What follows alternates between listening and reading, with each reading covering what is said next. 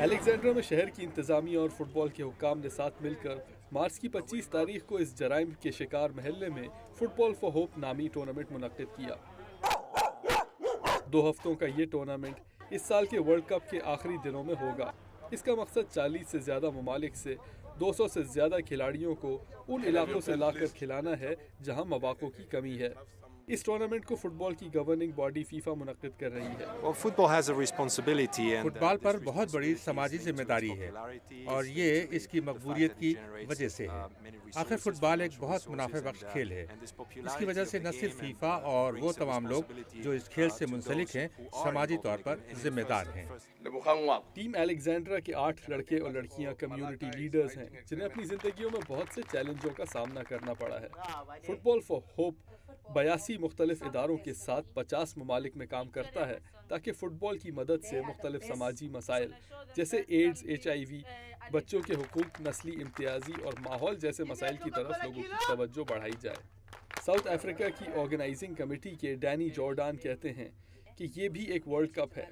یہ بھی اسی طرح کا ایک مقابلہ ہے جیسے ورلڈ کپ کے میچز ہوتے ہیں، مگر اس میں کھیلنے والے ہر کھلاڑی کی اپنی ایک داستان ہے۔ آپ اگر ان کھلاڑیوں کی کہانیاں سنیں تو آپ کو محسوس ہوگا کہ یہ لوگ بالکل ان حالات کی پرواہ نہیں کرتے جہاں سے یہ آئے ہیں، یہ صرف اپنی منزل پر نظر رکھے ہوئے ہیں۔ 18 سالہ سیلو ملانگو ایک مقامی رضاکار ہے جو اپنی والدہ اور 3 بھائی بہنوں کے ساتھ الیگزینڈرا میں رہتے ہیں۔ اس محلے میں بہت سے بچے پسماندہ خاندانوں سے آتے ہیں۔ بہت سارے تو برے ماحول کی وجہ سے جرائم میں ملوث ہو جاتے ہیں۔ یہ ادارہ اور یہ پروگرام ان کے تحفظ کے لیے ہے۔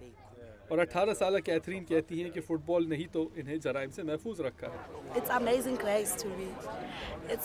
حیرت انگیز بات ہے کہ میں اندھیرے میں جی رہی تھی، پھر کوئی آیا اور اس نے مجھے کھینچ کر وہاں سے نکال لیا۔